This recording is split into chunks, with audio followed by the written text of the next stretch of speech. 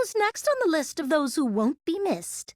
Hey everybody, Eric here. Thanks for tuning into the podcast. Just a quick forward interjection before we begin the podcast.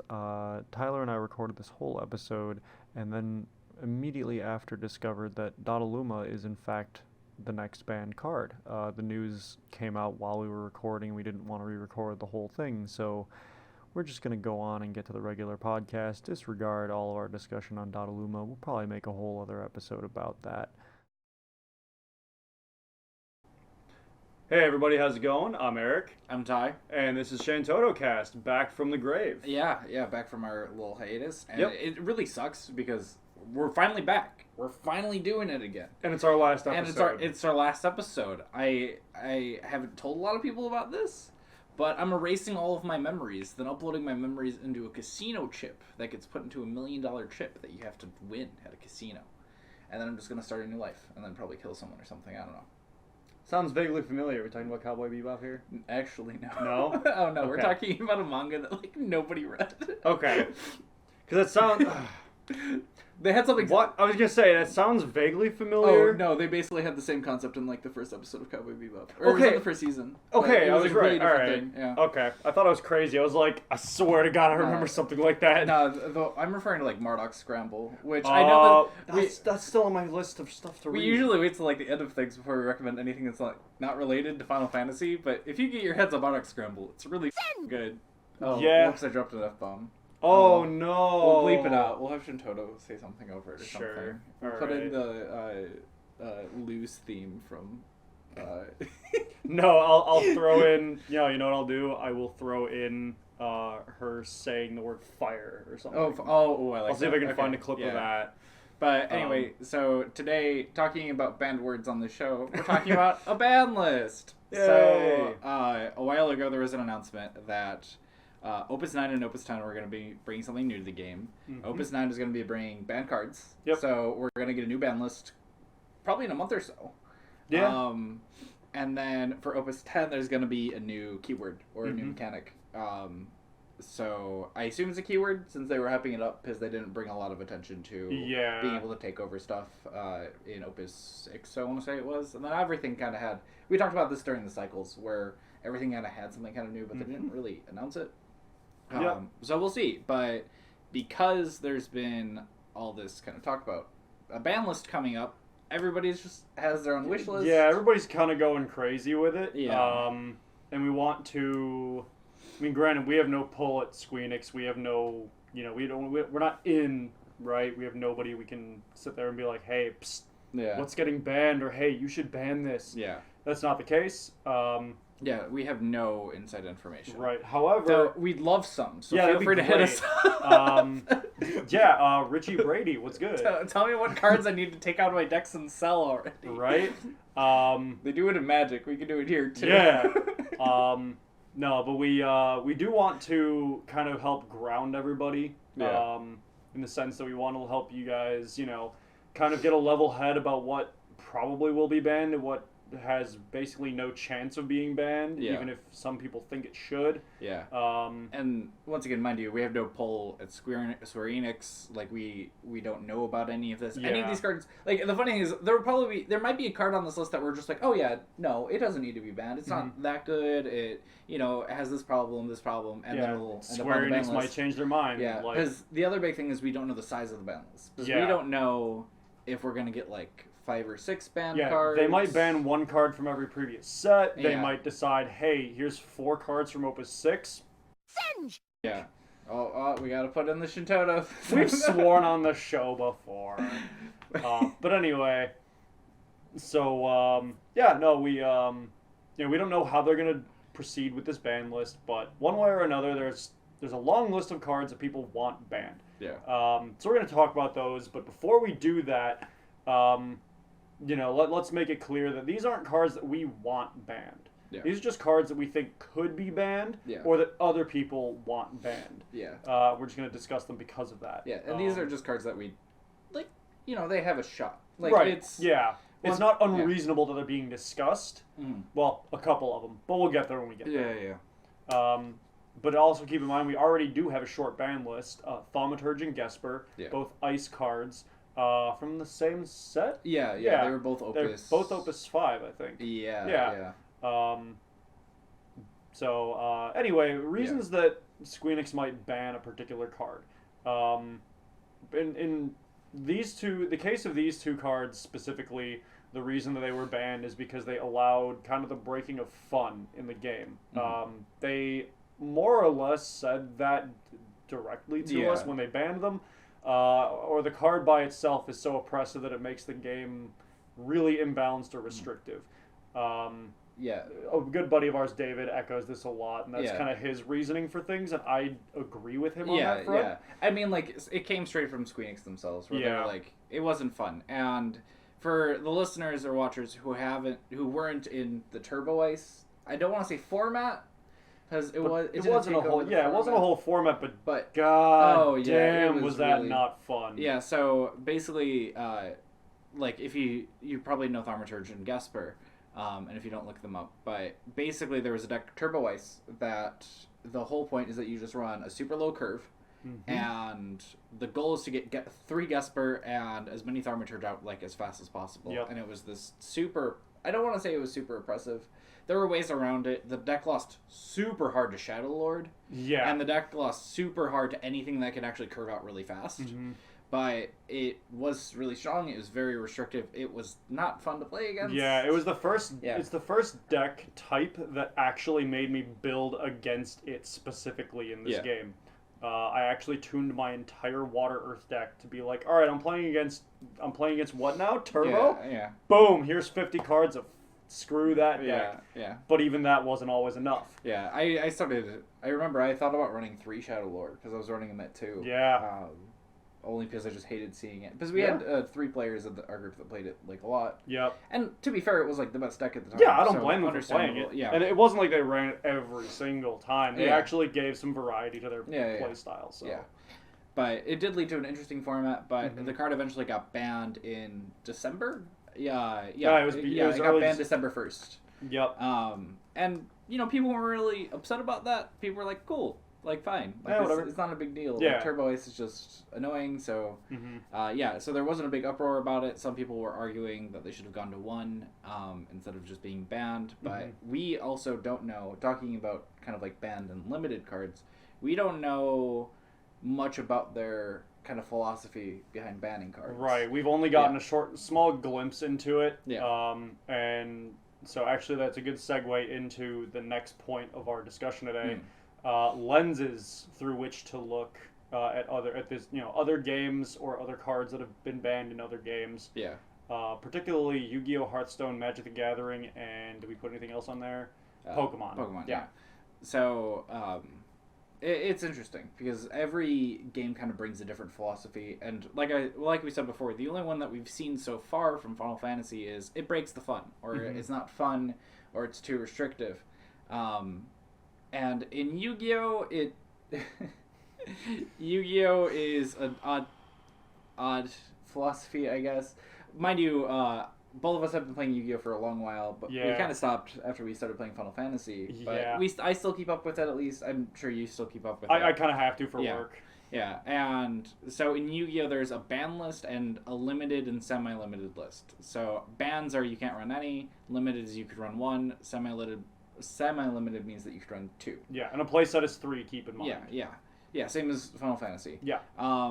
So the way that Yu-Gi-Oh has mainly been doing it is if a card is like way too good to the point where it sees play in every single deck, and where it's too strong, where it's kind of power crept everything else, there's no real reason to play anything but it, or it's part of like kind of a like triangle of decks where these 3 decks are really good, we're going to take something away from each of them. Yeah. And they'll often ban cards kind of like surrounding a deck core without outright banning or limiting the core itself. True. And with this philosophy comes a lot of mistakes. Oh yeah, no, it's Konami has almost said Square Enix. Yeah. Know where my mind is. But Konami has this habit of printing cards that just, like Ty said, 100% power creep everything from before. And then suddenly the whole meta becomes, these 3 to 4 archetypes that are in this nebulous meta. And they they sit there and they don't touch it, Yeah. even if they know it's too good, until they stop printing the set that those cards come from, Yeah. and until they're sure that the tournament scene has settled into them being the meta. They'll wait like 6 months or more sometimes, Yeah. because they'll be like, well, there are other cards and other decks still topping tournaments. We want to see if this really is too strong. And they sometimes, more often than not, wait way too long. Yeah. Or there has been a couple times where they cut it off too early. Sometimes, but those times people at least the rumor is. The thing is, like, in the OCG, for people who don't know, Yu-Gi-Oh! Has TCG, OCG. TCG is the States, OCG is Japan and Asia. Yeah. OCG is always going to be ahead of TCG. Yeah, and they tend to be the testing ground, quote unquote. Yeah, so there's a lot of things that we get bans in the TCG because something in the OCG is too good, and they want to make sure that we get none of that. Yeah, and people also say that Konami is money hungry, aka co-money, because they'll take a card that's ridiculously good in Japan, and they'll print it, twice the rarity. Twice, or even sometimes maximum rarity in America. So they don't have to limit it; they just have to make it harder to get. Yeah, it's like literally the equivalent of making what was like a really good common, or like Strongest Sword Gilgamesh. Yeah. If they saw that it did well in Japan, they're like, oh, it's a legend now in Opus 1. Yeah. By the way, we're knocking it like this other random card down, but it's just frustrating to players, because players take that as, oh, it's a good card. I'm just gonna pay more for it. Yeah. And so it just makes the game more expensive. Yeah. But then they do ultimately, eventually, ban those cards. Prime example, Firewall Dragon in recent times. Yeah. Really good Link monster. Yeah. Could have a whole discussion about that one. Yeah. I mean, the Yu-Gi-Oh! Ban list, like, you can have like a whole podcast episode about it. No, we could do a whole... There's so we could just continuously make podcasts about... We'd be here for weeks. Yeah. It'd be a mess. But... but ultimately, Yu-Gi-Oh! Ban list, once again, there's 3 tiers of it: banned, limited, semi-limited, and it has its flaws. There's a lot of cards on it. Yeah. There's a lot of cards on it. There's some cards that don't deserve to be on it. There's some cards that should have been on it much sooner than they were. Yeah, they don't update that list properly. Yeah. They've just recently, like literally this last year, started consistently doing it, but even then, people... But it makes me happier that Square Enix is actually on top of their tournament scene, and they're... At least still, they might change this in the future, but they are currently still active in monitoring their tournament scene, and that is great. Yeah. And then moving into a company that's handling it a lot better. Yeah. So obviously we usually talk about physical card games on the show, but I think Hearthstone's worth bringing up. Yeah. I play tons of Hearthstone. We've made, I think, 3 jokes about it as our the show's ending, and it's really well balanced. They put a lot of work into it, and it has the advantage where they could errata a card, and everybody has the errata immediately. Exactly. So there is some nerfing, there's some buffing. Like, cards are very rarely banned, but there actually are cards that are banned, and they call it the Hall of Fame. So this is going to be super brief because it's really easy to go through. Yeah. But the Hall of Fame is, I think, 10 or so cards right now. And they were either too good in X amount of decks, or they were... Basically, like, there isn't a single alternative to it. And the perfect card for this is Ragnaros, the Fire Lord, I believe. Fire Lord or Flame Lord. And it's 8 mana, 8/8. So basically an 8-drop, like, 12k. And then it can't attack, but at the end of the turn, it just kills something, basically. And it was a very impressive card, and it was very, very good. But as the Hearthstone team said... When you were building a deck, when you were filling in that late game slot, when you were picking an 8-drop, you'd say, well, what would I run besides Rag? And the answer was nothing. You run Rag. And it was the same for several other cards, like Sylvanas Windrunner is another card. That even some basic cards got hit with that kind of thing, where it's just like, there's no reason to run anything but this. Yeah, they're like, this is a mandatory run-up. Yeah. And Hearthstone's kind of remedied that because they have a rotation. So the thing is, staples and stuff will rotate out. Like, staples and stuff will eventually go away. But there are some cards that, like, they kind of warp the Hearthstone meta around them. Another good example of this is Baku and Gen, who were put into the Hall of Fame a year early. They were rotated out early because there were too many decks based around them. And it was... the entire meta, like, literally warped around these 2 cards. and it restricted the further play design that they could do. Yeah, it also made it a lot harder for players like me to get in. Yeah. Because I'd been playing for a long time. Yeah. I'm very casual with it, but I Yeah. just straight up couldn't play online for like 4 months. Yeah, because if you didn't have an odd or even deck, you're running mid-range hunter, you're running nothing. Like Yeah, and it was really just no fun whatsoever, which kind of, echoes, again, Square Enix saying, well, it breaks the fun of the game, but in a different way, I suppose. But but something else to kind of take away from it is that it restricted their card design going forward. Exactly. It restricted the designers, not the players. Yeah. Yeah, definitely.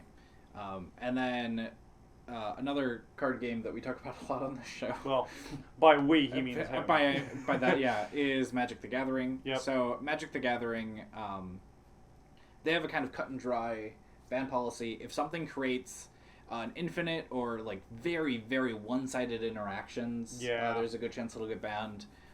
Mind you, this is for the standard and modern format. Yeah, modern has like tons of infinites. Yep. But the thing is, they're usually pretty slow, or they're not searchable, or there's no good way to tutor it out. There's some sort of limitation to it. Yeah, there's usually an issue with it. And then MTG, to kind of avoid this, also has like an R&D team with internal testing. Like usually when a card's too good, it's usually a minor oversight. Like even right now in standard has has about 6 sets in it right now, and it has one banned card. Yeah. A single one. And then through Modern, where Modern kind of just allows everything past like 2008, they do have a bit of a ban list. And Commander also has a ban list, even despite the fact that it's like kind of a fun format. But it's entirely things that they're just like too good. Yeah. It's kind of the same Hearthstone idea where you have no reason not to run it if you're running that color. Yeah, exactly. Like the only reason not to run certain things is it literally just doesn't fit in my deck. Like I've already picked 60 cards. Yeah. Here we go. Yeah. But moving forward, if we're good. Yeah. The next one on the list, the last lens we can look through is Pokemon. Yeah. And they only ban cards. They don't limit them. They don't, they do rotate them out. But what's really interesting about that is that in standard format, the current rotation, they don't ban cards. Only if that card, I think there's only been a few standard rotation bans, and they have been, it's only been stuff that is just so dominant that, the entire top 64, top 32 of a tournament will be all that card. Yeah. And that's not current format, that's not last format. It's been a while since we've had something like that. And thus, they only ban cards, at least currently speaking, in expanded format, which is kind of like Modern and Magic. Yeah. And the reason they ban cards is twofold. So, it's either that the card is oppressive, especially in matches where opponents don't share a color, because there's kind of a weakness and strength system in Pokemon, for those of you who aren't aware. And, usually players don't share colors. It's not like Magic the Gathering or Final Fantasy. There's only a few to have in common. Pokemon, they have, a handful. Quite a few. They've got basically twice as much as we Almost, yeah. So there's that, because mirror matches don't really matter. And then the other reason, the other major reason, is that the card itself is just too powerful. Gives one player far too much advantage over their opponent, because that's kind of the whole, function of the game, is who can get the stronger advantage first. Yeah. As opposed to playing a long, tedious game in some way. The card will limit the opponent too much in some way sometimes, or it'll give it won't even limit the opponent, but it'll give one player just too much strength early on. Either of these reasons could be considered having too much one-sided effect, as many things tend to do in Pokemon. Rarely there's any kind of drawback or downside to playing a card in Pokemon. There's really no costs to things, besides like attacks. So because it'll only affect one player, there's no drawback, and they ban cards like that. Especially cards that let you regularly pitch your hand, shuffle your discard pile back into your deck, and then draw 7 more cards to fill your hand up. Yeah. If you can do that 4 or 5 times in one turn, all right, time to hit whatever allows that. Yeah. Because if I remember, that was the Lysander ban, I Yep. want to say. Yep. Oh god, this was like when I played. Yeah. But Yeah, and Pokemon's been really good at avoiding that. And what's funny is that if a card gets banned in Standard, it carries to Expanded when it gets rotated out. I found that out because Lysander's still that whole system is that whole system is banned in Expanded. Yeah, but obviously not in Standard. Yeah. So to sum it up, like every card game kind of has this consistent theme of it's too good and it's too oppressive, and it's mainly a card that kind of takes away too much from the opponent and stops the opponent too much. And we even see that in Gasper and Thaumaturge, where there were two cards that it's basically Gasper was your opponent discards 3 every turn, and Thaumaturge is you're gonna lose cards while I get one. And those cards together were too good. They were very oppressive. They created a very unfun state. And through that lens, we're gonna be looking at a bunch of cards. Yeah. So the first answer that comes to mind, and I almost argue that we should probably talk about this one. Should we do this one last? Yeah, all right, let's skip this one last. Let's skip this one. You already know what it is. You already know what it is, but we're gonna avoid it. We're gonna keep you in the dark for a moment. Yeah. Nice. There you go. Yeah. Anyway, so the first card that we want to talk about is Dodaluma. Mind you, before we've been doing some research and we've been writing about this. Right. But one thing that we did is we went to our play group and just said like, hey, in our little Facebook chat, it was just like, hey, what do you think can get banned? Yeah. What do you think deserves a ban, even if you don't want it to get banned? Yeah. And then we also just took things that people were saying. Yeah, we did also take a visit to a lot of the Facebook groups. I don't know if you checked Reddit at all, because you're usually in there, but yeah, we did a lot. There's like 4 or 5 Facebook groups that we looked into, and Dodaluma and the next card were both very, very present in people's lists on there. Yeah. Just reading through discussions. Hey, that's a typo that I corrected that didn't save. Nice. What the hell? But anyway. Yeah, so Dodaluma, with each card we kind of gave reasons for a ban and kind of ultimate reasons why it shouldn't be banned. So Dodaluma is a very, very strong card. It was to the point where people kind of jokingly called the meta that we were in for a while the Dodaluma meta. Yeah. Because you were running Earthwind. Yeah. And every deck was running Earthwind. And it was funny because Dodaluma kind of started out as an anti-ice tech and then just kind of evolved into, hey, this card's really good. Yeah. So the reasons for a ban is that it's a powerfully responsive and defensive card.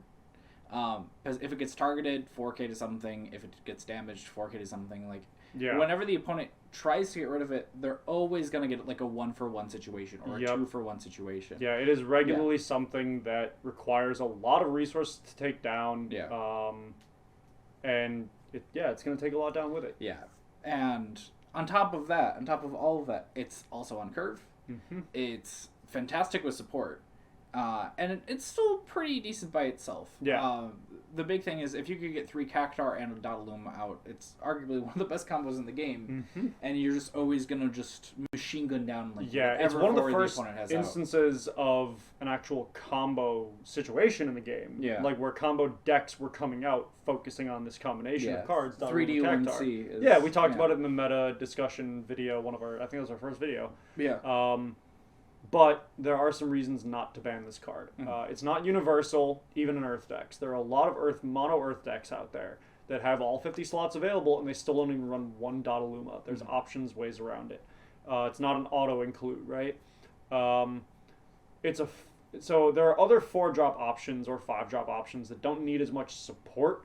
Dodaluma, yes, is a good defensive, responsive card. However, again, to really shine, really get itself online, you need those Cactuars. Yeah. And there aren't as many good ping options for your own stuff. There actually aren't a ton of cards that do what Cactuar does in this game without a significant drawback. Yeah. Right? Because you'd be doing with other certain cards like 3K to Dodaluma instead of 1K, and then he'll theoretically die quicker if something happens. Yeah.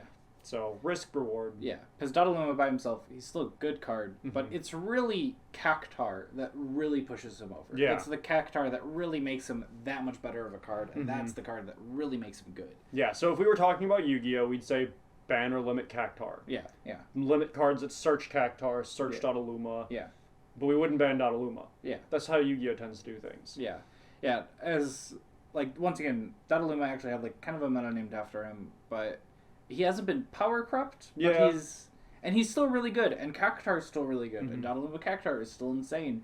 but we haven't seen it just dominate. Yeah. We haven't seen it take over the meta. We haven't seen it in every single Earth deck. Yeah. Like, it wasn't even at a point where the card was expensive. I Yeah. think at its worst, the card was like $8. Yeah. Which is really, really good pricing regardless. The foils have spiked a little bit. Well, but that's that's foil. because they're foils. Yeah, they're foils. And then to stick in Earth for our next one. Yep. A wonderful card that I'm very, very fond of. Stupid To card. the point Ban where it. I very Ban much this so card. insisted So dumb. that the name of our podcast is ShantottoCast. We argued about it for a while. We have Shantotto, the 7-drop from Opus 1 Legend. Mm-hmm. So this is a card, when Banlist came up, quite a few people jumped to it. Yep. But, so Shantotto 7-drop, everybody knows what it does. It's Dark Hole. You remove all forwards from the board, 7-drop. You tap it for any color. It's great. So a reason for it to be banned is that it is by far the best board wipe in the game. Yeah, there's so little drawback to it, right? There's Zodiark, you take a ton of damage. Yeah. There's Ultima, Mill yourself. Medine and Arc. Like there's Yeah. drawbacks. There's reasons you'll get hurt Yeah. by doing this. But Shantotto, Yeah. By trading away that universal, universal, like, it's the I get to use all the equalizer. colors. Yeah. It's the equalizer. It's the equalizer. The only thing is that it's an Earth. Yeah. You have to run it in Earth. Right. But that doesn't stop people. Because it gets around, like, you run it anyway. Yeah. You run an ice deck that has 9 Earth cards in it just so you can run Shantotto. And I should say that, yeah. Because people will literally splash Earth just to play Toto. And this isn't anything new. This isn't something that's come up recently. Yeah. People have been doing this for ages. Yeah, not hot or spicy tech. Yeah. She completely changes the game when she's played. She Mhm. completely warps everything. If you're behind but you have hand advantage, immediate advantage. Yeah. If This card's an auto include. if both of your hands are empty and he has 5 forwards out and you're sitting on 1 Toto and you draw into 2 cards and you've got 4 backups, boom, you're even. Yep. You're ahead, borderline. Technically, yeah. And because of that, this is a card that's always seen some level of play. Whenever Earth's been around, Toto's been not too far behind it. Toto's was usually run at like 1 or 2. Back when Scions were super big in 5, she was always like a 1 or 2 with Star Sybil. It's kind of one of those things that people see. You see Earth, and you gotta wonder, does my opponent have a Shantotto? Yeah. Better not overextend. Yeah. And I've fallen victim to that. Yeah. She is the great equalizer. She... Still salty. Yeah, yeah. I'm still salty. Yeah. Anyway. On that topic, though, that, like, well, she's that good, a good reason not to ban her, and this is something that I wrote down specifically, is she's kind of a necessary evil. So, she's obviously very, very good. Mm-hmm. But she really does keep the game in check, and she does kind of make the opponent say, I'm playing against Earth, am I going to get Shantotto? Yep. They're playing Ice, but I think I saw them pitch a Flan. Are they playing Shantotto? Which the answer is always yes. The thing is, it does allow you to kind of keep the game in check, and also it's not one-sided. It's not just a one-sided.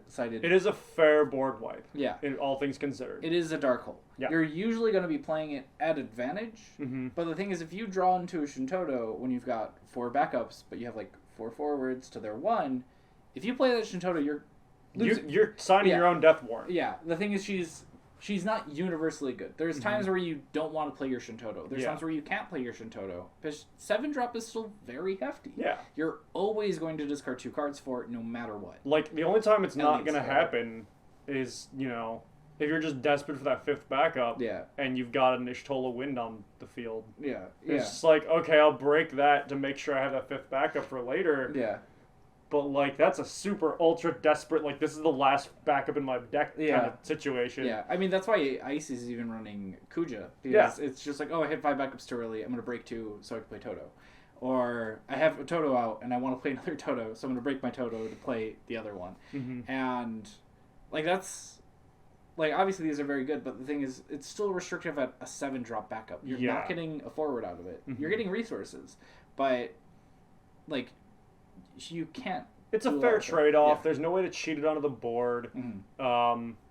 And as you typed in notes, it's the bar for what a 7-drop backup should be in this game. Yeah. From a player perspective. Yeah. There are very. I don't think there are anything that heavy for the backup line. 7-drop backup. Yeah. None that I could think. None that spring to mind. Exactly. Like, that's I know the point. that there's at like, least one other 7-drop backup. And even if there are. you Is know, there? I'm they trying don't to- matter that much. Yeah. They don't matter enough for them to come to mind for us. Yeah, but or anybody Toto, else we talk to. but at the end of the day, Toto's like perfectly designed. She's really well Yeah. designed. We don't think she should be banned Mhm. at all. Yeah. Like, I love her. Yeah. I admit I'm super biased. I mean, please look at the title of our podcast. Like, I'm super biased, Yeah. but I don't think she deserves a ban. No, I agree. Most of the people I hear that, I don't want to say it's whining, because that's Yeah. mean and not fair. Yeah. But a lot of the people that have issues with Shantotto tend to be newer players who don't know how to get around it yet. Mhm. And that can be said for a lot of different card games where, Yeah. you know, something seems busted until you realize how many answers there are to it. Mhm. And we'll explain that later when we have a discussion Yeah. where Ty and I are definitely at odds on that card. Oh yeah. Still keeping you in the dark, though. Yeah. So the next card is Wall. Another Earth card. Yeah. It's funny how many Earth cards people want banned. Yeah. I also realized that we didn't put Cecil on here, but we should probably mention him after Wall. No, I think it's further down. Oh, it's further down. I think so.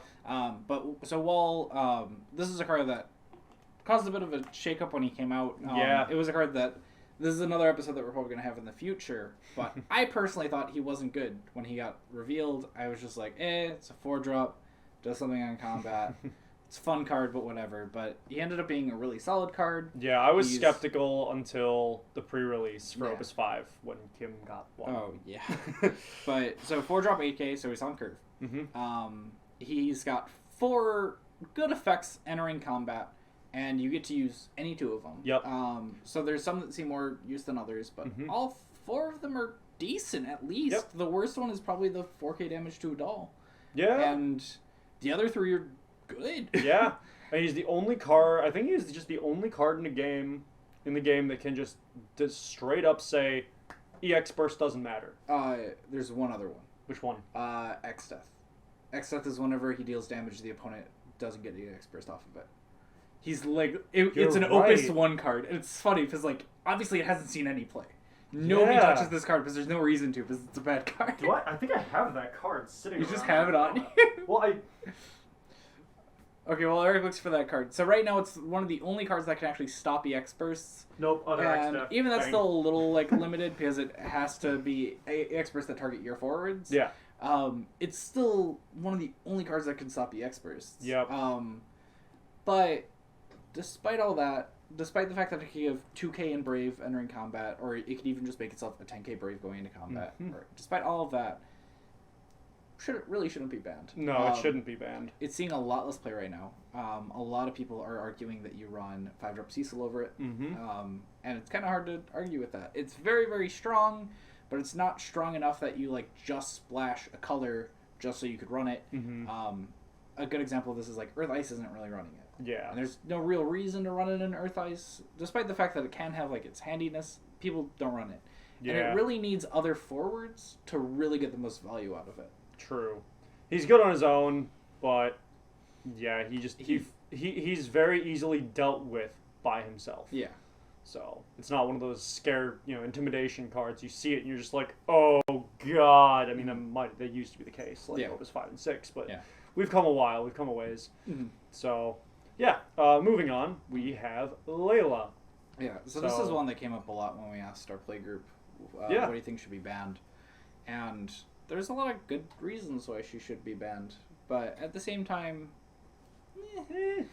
Yeah. So a big reason why she is banned, or why she kind of deserves to be banned, is she's 2 mana for 2 bodies if you pitch a Viking. Mm-hmm. And on top of that, you also still get that value back. Because if you pitch a Viking and tap 2, or if you pitch a Viking and pitch one other thing, Mm-hmm. you're still drawing a card when that Viking hits the field. Yeah. It creates both hand and board advantage, once again for 2 mana, basically. Yep. It's It's a must include in blue. Absolute Any kind of must water run. deck you're running, Yeah, you need that hand advantage. yeah. And you almost want her to die when she's on the field just so you can play another one. Yeah. Because any player that's playing water probably has more than one Layla in the deck if they're worth their salt. Yeah. Some people, I guess this is kind of a reason not to ban, but some people have been putting her at like 2 and 2 with Vikings. Right. And people have been kind of pulling back on her a little Yeah. bit. Because blue has a lot of value, and Layla is arguably the best of that value. Mm-hmm.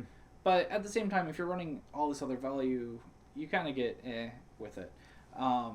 So So a good reason not to run her is that she's only as good as the Viking she's run with. Yeah, so, by herself, garbage card. Yeah. So you need to run the 3-drop Viking to get good value out of her, or you don't really do anything. Like it's like even with just like a 2-drop Viking that it just draws on enter, like that's decent, but you wouldn't want to run Layla for that. Yeah. Like, it'd just be And then between her and the Viking that she puts on board, there's barely 6k power between them. Especially when we're entering this kind of age where Mono Wind is really good, and then Mono Wind has a lot of really good chip damage. Yep. Off of Valifor, Analhim, Chelinka, Fina. There's a lot of cards that can just deal with that. And we have a lot of reduction stuff. Yeah. Cyclops, Rain, Illawa. All those cards can board wide reduce power. So, having such weak forwards is risky. Yeah. Mind you, like when you do lose the board, you get to draw cards, which is nice. Yeah.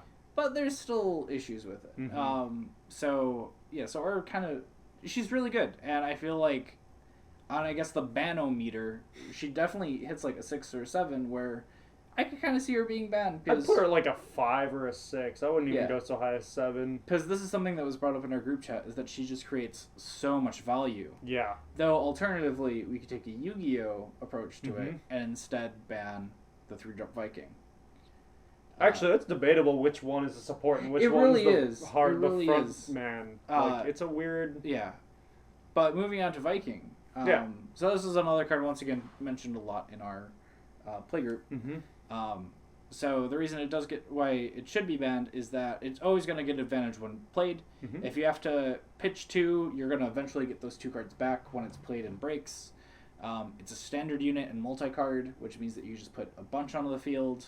So you could kind of cheat them on to play with Gladiators and Laylas and everything and not really have to worry about it. Yeah, it's kind of the deck core. There's tons of standard units supported in Water. I mentioned earlier, I literally just mentioned Gladiator. Yep. Gladiator's a fantastic card to run with this. And then Layla, you also get to run, what's the other really? Brawn to search it out. There's a lot of support for it. And then it also has a leave the field effect, which is significantly better than put in the break zone. Because it gets around stuff like Shantotto or Leviathans, whatever. Anything that makes it leave the field. Yeah. And it's also one of the few cards that really gets around 5-drop Yuna. Oh, yeah. It's like, it got broken, but I still get to draw a card because it left the field. But that being said, there are reasons not to ban it. As we said before with Layla, it's very under curve. It's 3-drop for a 2k. It dies to very weak AoE or reduction, and it mainly relies on Layla to be good. It relies on Layla to be super useful. Because, even with Waka, cool, you get a 1k. Yeah. But, it's, they're fine. It's fine, but the thing is, you really have to rely on Layla to get the full use out of it. So... It just creates so much advantage for such a little cost. Yeah. And then moving on, we're going to go to Wind, and we have Zidane. Yeah. The hero is Zidane, the 3-drop from earlier on, Opus 3, I believe. Yeah. And this is one, so to get ready for this segment, we were kind of talking about the segment for a while. Admittedly, we're kind of late on the bus on this one. Yeah. But I was reading through a couple articles about people talking about this potential ban list, and Zidane was really high on the list for a lot of people, and I really understand. So he's the only targeted discard in the game. I think there's another Zidane that might be. There's another Zidane that lets you do the same thing. I think the 4-drop one, don't quote me on that. It's basically a 3-mana Thaumaturge, which is also a banned card, but still technically better. It gives Wind hand advantage when they already have several value engines. It's on curve it's on curve when the opponent has fewer cards in hand, because it's a 3-drop 7k.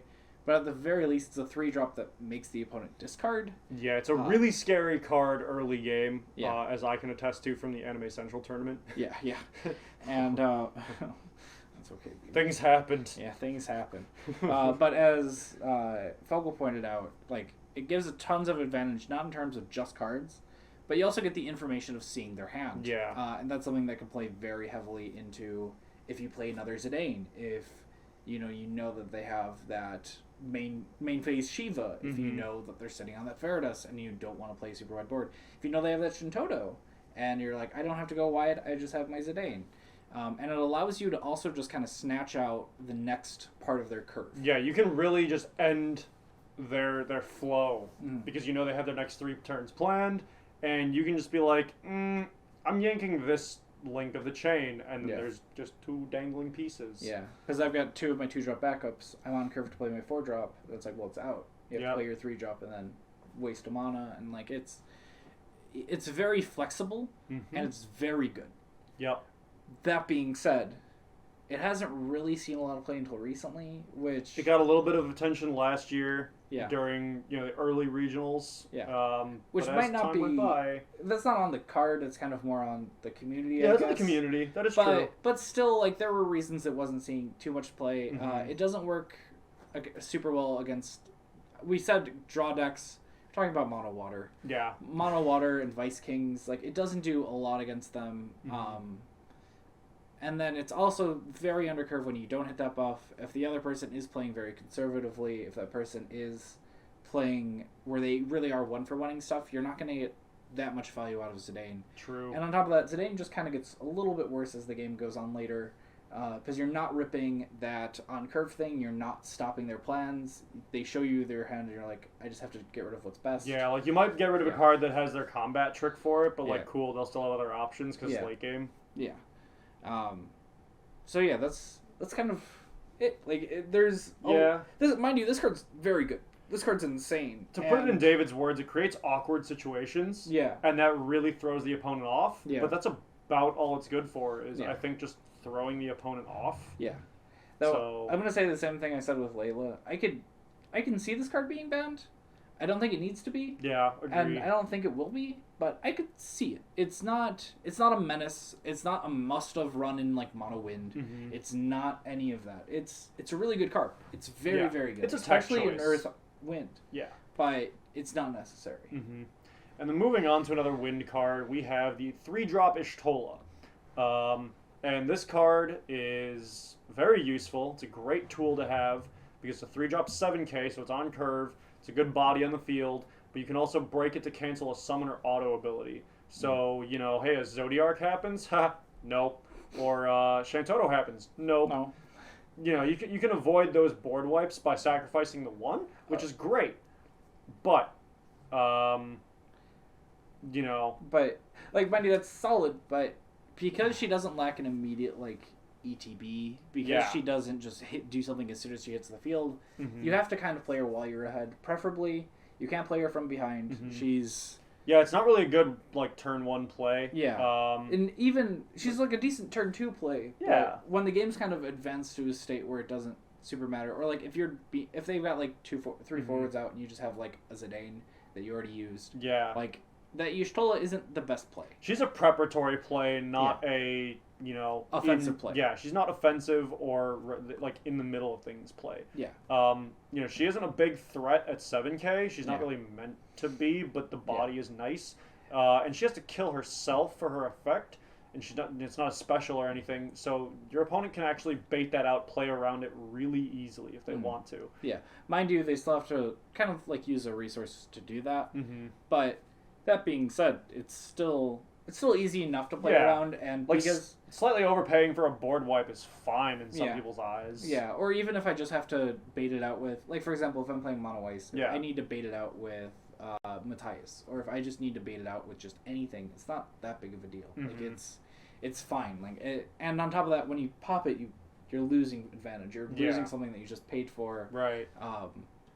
Because if she just had an effect that was like pay 3 into it, it'd be a lot better. But there's a reason it's like that. Yeah, it was a must include 3 of in Wind, but even Mono Wind has gotten to a point where, kind of like Dodaluma, there's not space for it anymore. Yeah.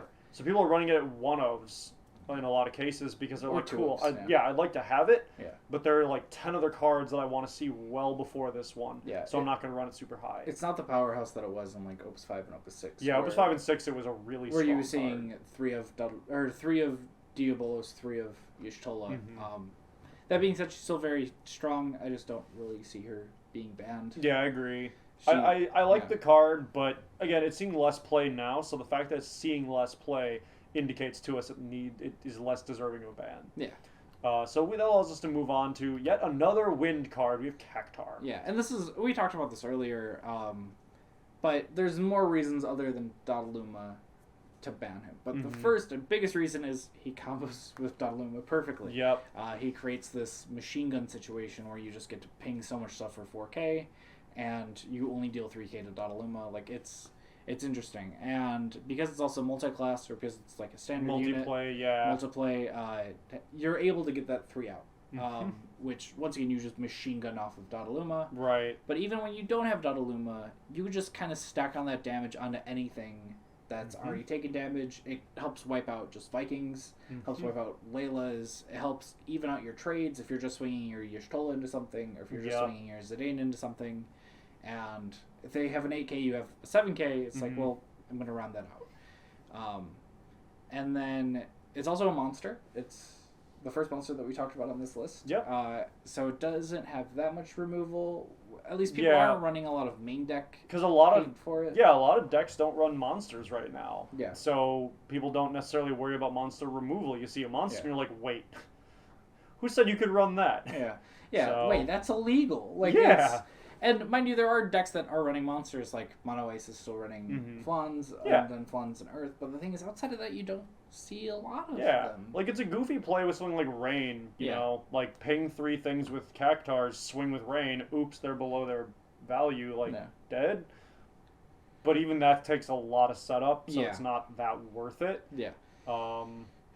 There are a lot of reasons not to ban it, despite all the...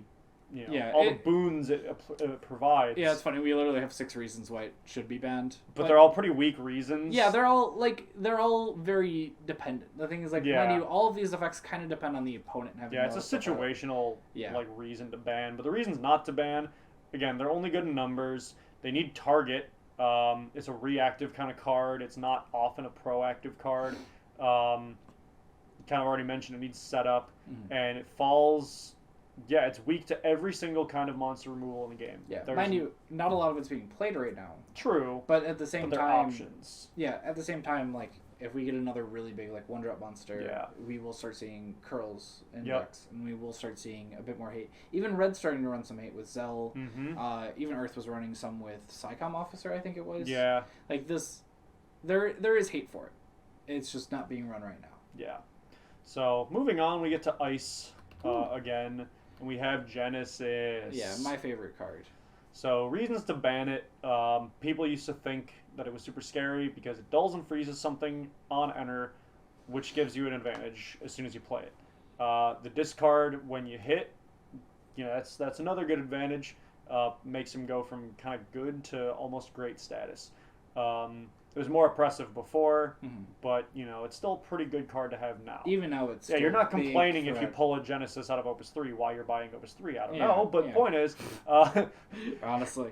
It's one of the few instances of a really constant discard available. You can keep reusing it as long as your opponent allows you. It locks something down for a turn, and it's a body, kind of reiterating myself there. Yeah. And it's a pressure tool. Your opponent... You know, it's got a target on its back because not only is it doing something proactively, not only is it doing something on enter, but it's doing something, you know, regularly. It's a repeating effect after that. That being said, mind you, I think this is arguably one of the best cards on Ice, but it's still a 4-drop 7K, so it's still under curve like a lot of other really good cards in Ice. You can't get the discard the turn you play him unless you give him haste, which Ice has none of. Yeah, you have to be rolling like one. And he has to attack and land to get that discard.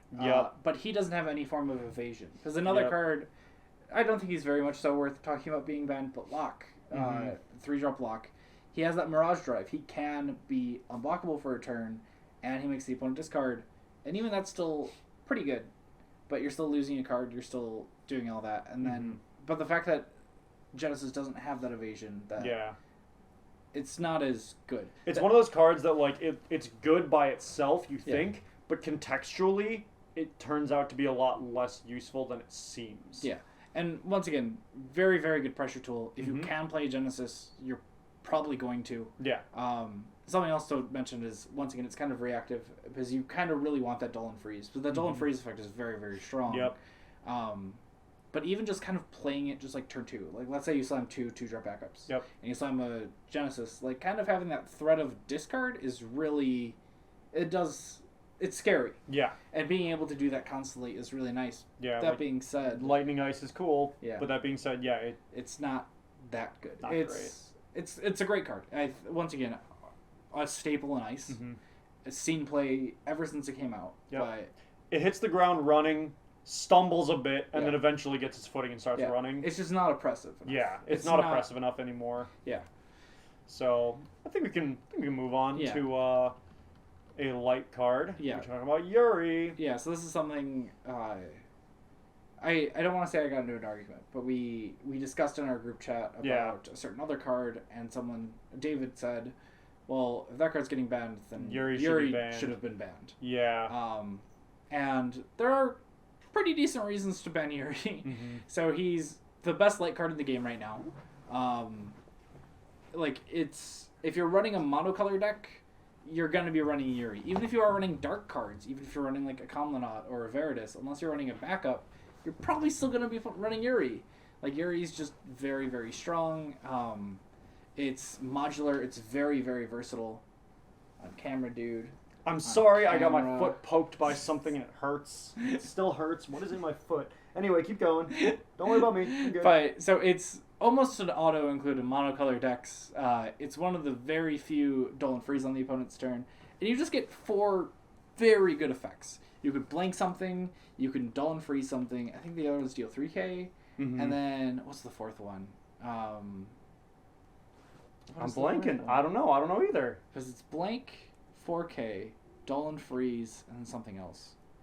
Or is it just 3? It's 4. But anyway, it's just really good. In monocolor decks, you just get so much access as soon as you hit those 5 backups that you just want to pitch 2 for it. Because you just get 2 of the effects off. Oh, draw a card. Duh. Draw. Yeah. There it is. I was going to look it up on my phone on me. That's the one thing that really pushes it over the edge, Yep. right? So the thing is, if the opponent passes when you're sitting with the Yuri on board and you just have 2 backups up, they're just passing you anyway. You can just be like, I'm going to draw a card. Yep. And then there's your 3rd draw for the turn. Because you're drawing 1, then you're drawing 2. And like it's not a dull ability. Well, it's an ability that dulls him, but it doesn't require. It doesn't have a dull symbol. Yeah. Therefore, making it viable to use immediately as soon as it hits the field. Yeah, he doesn't get the summoning sickness. Yep. And he's like, obviously besides attacking, right? Which 9 times out of 10, you're not really going to be attacking with him. Yeah, Yuri's a utility card. Yeah, you're going to keep him on for the hard utility. Yeah. He's a really good card. He's insane. And once again, like, basically an auto run in monocolor decks. But there are reasons not to ban him. So he's limited in the use that you need to be basically running a 1 or 2 color deck. He's a little iffy in a 2 color deck, but if you're running like a 3 color deck or a 4 color deck, it's not great. So something that David mentioned is, like, well, as long as you have 2 backups of the same color, he's useful. But the thing is, he's still not as useful as he could be. And then he's also kind of easily removed. He's in that perfect niche of 8k 4-drop, where he is affected by Odin, or the 4-drop Odin. He's very much so affected by reduction in damage. He's just a 4-drop 8k. Like, the thing is, in this game right now, we do have a lot of ways around an 8k. And it's 8k isn't as big as it once was. Yeah, like we have, Yuri has all the elements, right? So universal buffs from whatever's on the back row. Yeah.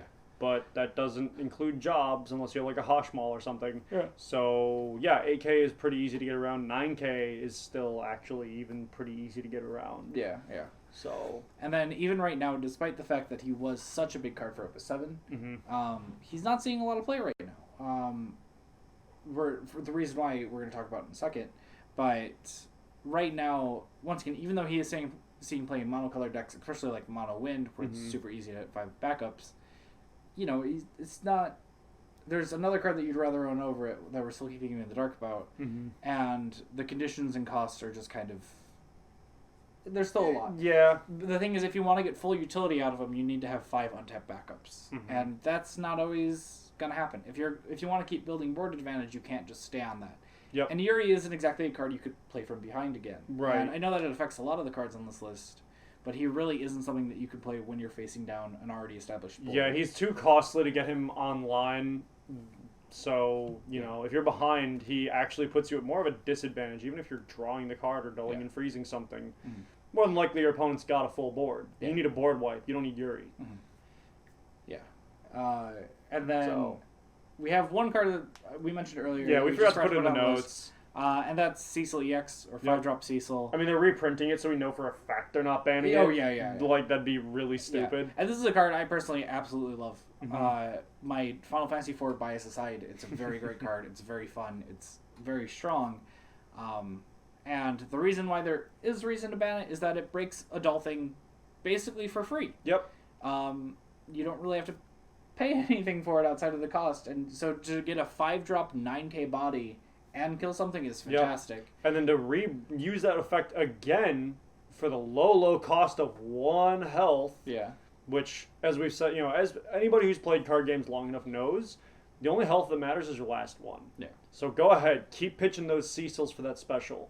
It's not gonna hurt you. Yeah. You just keep killing stuff. Yeah. And you could even do, this is a combo that I learned from David, and I love it, and I'm trying to get it off in a real match, but I haven't had the opportunity, is you have Cecil enter, target something that's like 4-drop while you have 3 damage. Yeah. Then immediately activate the special, break something else. Break something else, yeah. And like that's very good. And the fact that you, number one, summoning sickness doesn't affect his special. Ability, yeah. And you can just kind of pitch one. Yep. Like it's another good comp. Yeah. No, good. Oh, it's just so efficient. Yeah, it is really efficient. Another way to play around it is Gabronth that prevents damage. Yeah. So, just use that special twice or something in one turn if you have a Gabronth in the field. Especially if you're at 6 damage, where it's just like, I get to kill anything. Yeah, it's super nice. Well, except for an Arden or something. Yeah. But, like, that negates the ability. Yeah.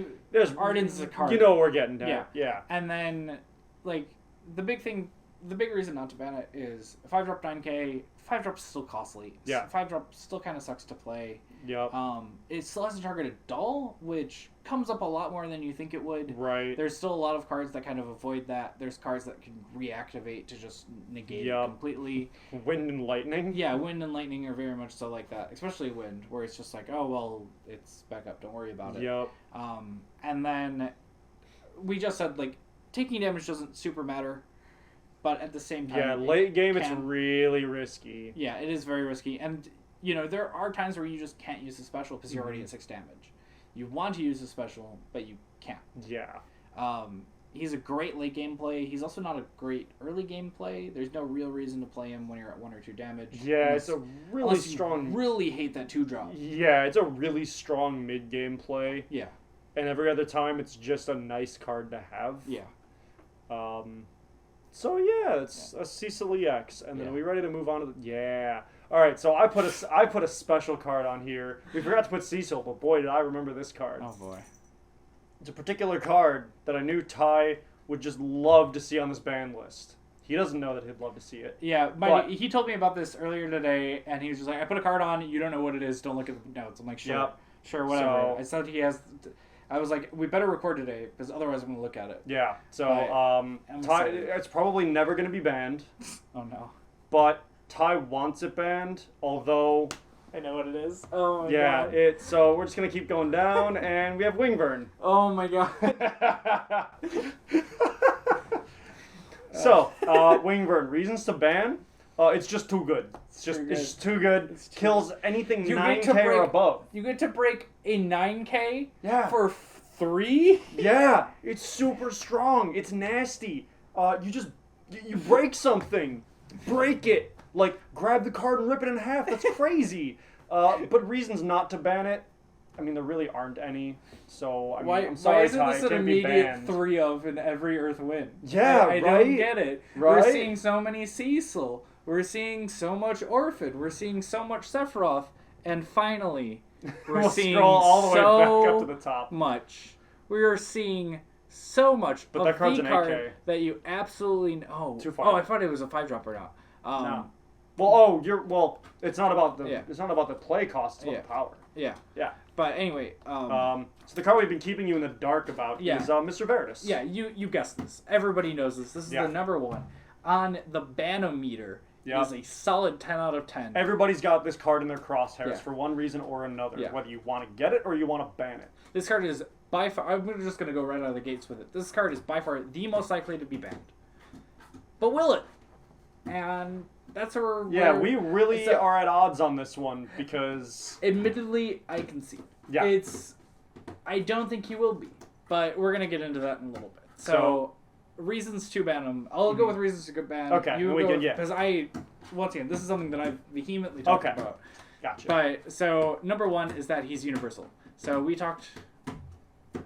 Sorry, Evie's having fun with the cardboard. Our own Curl is just killing that cactus. Yeah, right. Anyway, so it's a very universal card. So we talked about Yuri earlier. He's good, and he could be running any color, but you have to be running mono that color.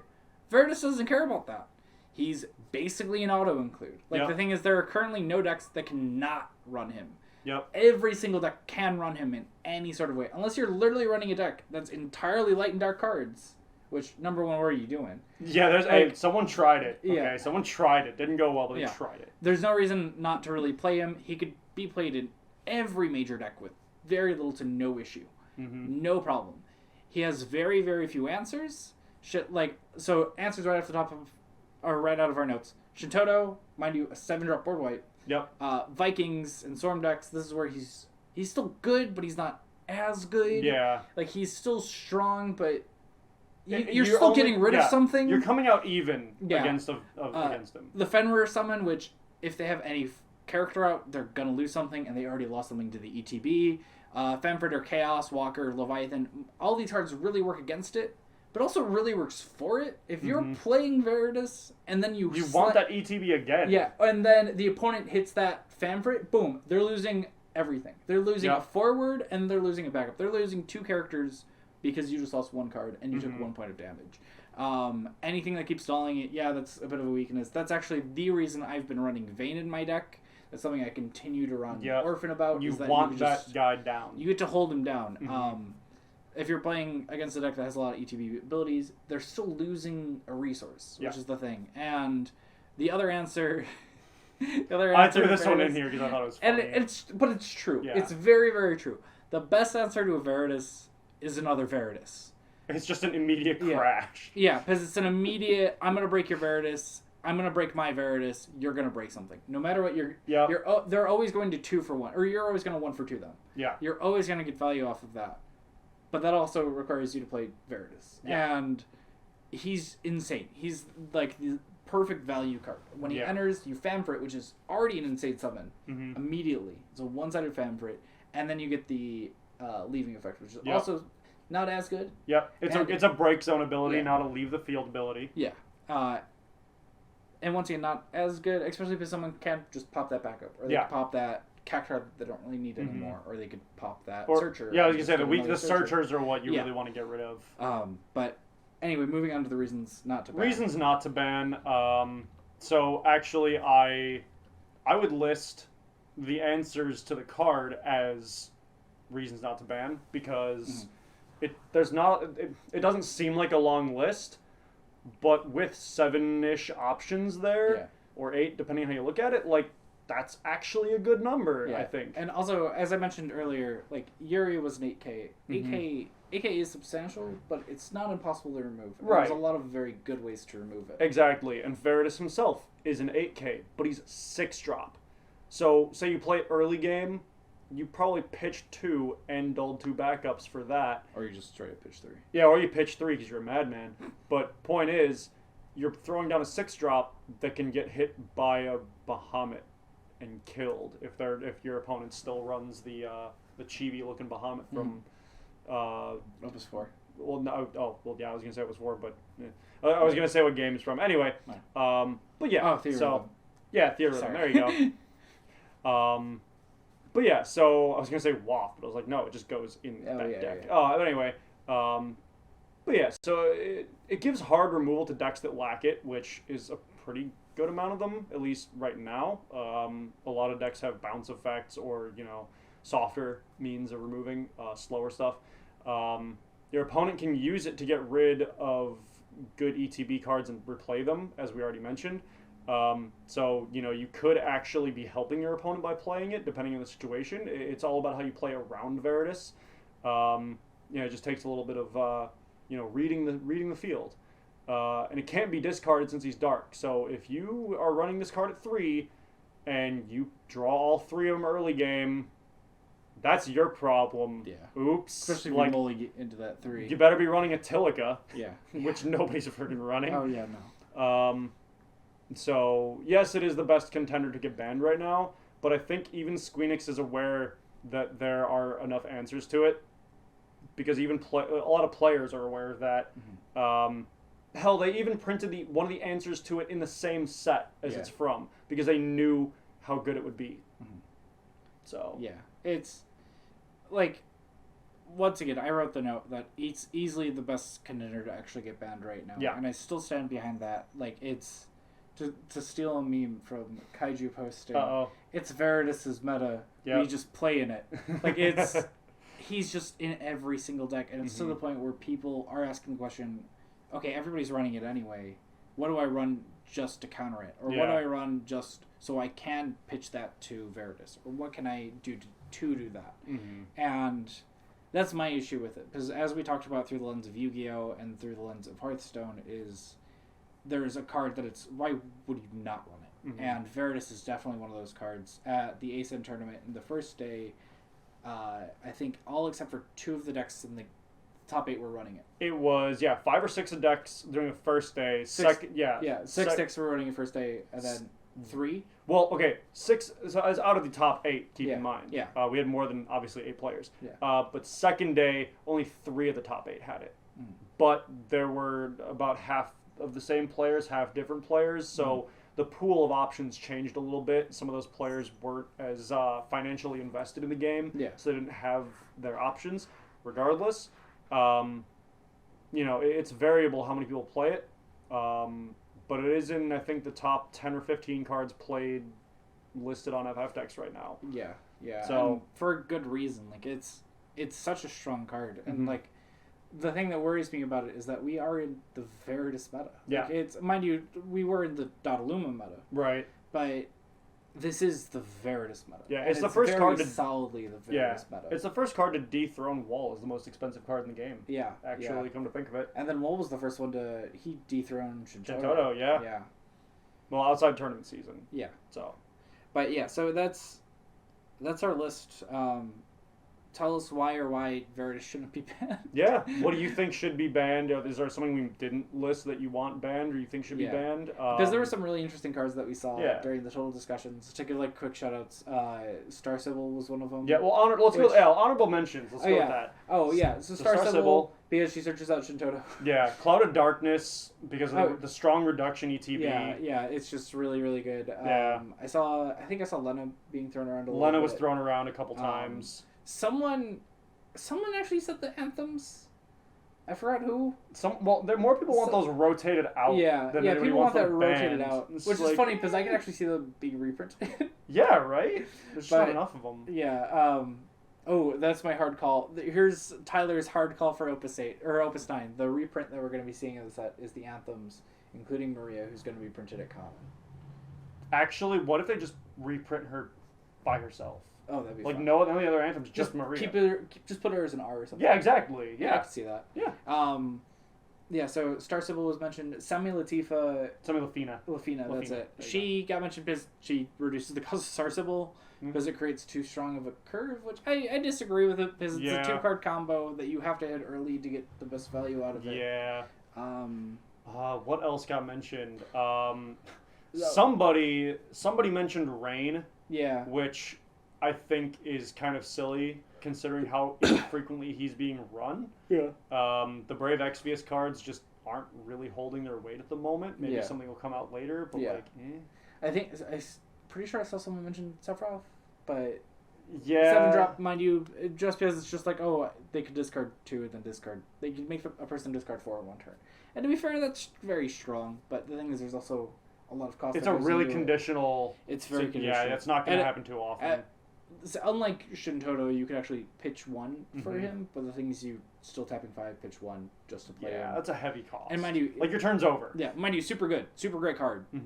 Arguably could be on this list, but the thing is, I don't think so. Yeah. Number 1, he's still new. Number 2, he's good in the decks, but he's not crucial. Yeah. I mean, Mono Ice did super well without him forever.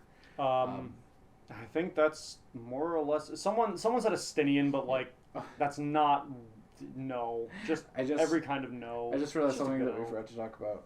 There's no fire cards on this list. I was gonna bring that up. Dang. Yeah. There are just no fire cards worth banning. Yeah. And we're gonna have a whole episode on this. Yeah. Coming up. I think that should probably be our next episode. Because like honestly, the only fire card I could see is like Lise, and even she's not good. It's the fact that she's an anthem that gets better, and she's a 3-drop 7K with no downside. Yeah. But so is Y'shtola. But so is like Locke. Like there's a lot of cards that are like that. Like fire is just so. Dare I say, fire is so basic, bitch. Yeah. Like I've said it 1,000 times. As much as I love mono fire, it is just too much of a one-trick pony, and there's so many answers to all of it. That being said, shout outs to the guy who won the ASAN second day tournament with mono fire. Mono fire with 2 or 3 Veritas. And I guess this is a guy who's I feel bad because I forget his name. Also partially because I wasn't at the second day. That's true. But I was talking to one of his friends. They're like, yeah, he's been running this since like Opus 2. Yeah. He's like, yeah, he's been running mono fire for ages. Like, this is his deck. That dude just knows mono fire. Yeah. But yeah. But that's the thing though. You need mono fire. You need to have been running it for that long. Yeah. To be that good with it, where you can take down like an 18-person tournament. Yeah.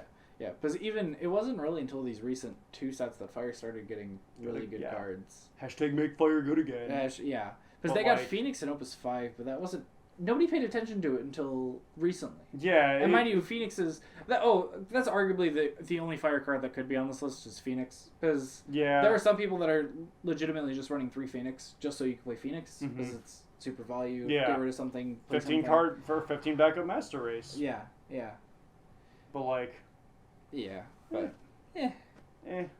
So there we have it. So this has been an extra long episode. I already know it. Yeah, apologies. We probably peaked an hour. Yeah, this probably peaked an hour. But it's our big grand return. Yay! Before we leave, it's our last episode. Last episode. Yeah, please notice us, Revengers. Please notice us, the people who keep making lists of all the Final Fantasy content creators. Well, now we just sound desperate. Like, share, and subscribe. As always, we're going to plug our coffee. Yeah. Going to have that in the description. Anything you donate will go to us getting better equipment for the show. Yep. We'll add obligatory mention of our jank setup right now. Yeah, right. Yeah. We're still rocking the same microphone and everything. Actually, I think the first purchase we discussed making, we already have video editing software, no big deal. I think we should get an arm, an arm, so we can actually like capture us playing games on the table here. Yeah, and do it a little bit more in terms of box openings. Yeah, that would if we really want to do help. that again. Yeah, we did have a lot of fun. I'm gonna. Oh yeah, I'm gonna get. Especially for Opus. Oh, we should probably do that for Opus 9, where we just do both of our first boxes. Yeah, definitely. But coming up soon, we will surprise. Yeah. I have a couple computers I'm gonna be selling, and I'm gonna throw some of that money to getting a box. So we'll have some fun with that. Yeah. Get me a Veritas. Good luck. So thank you for watching, everybody. Yep, thank you. And we'll catch you in the next one.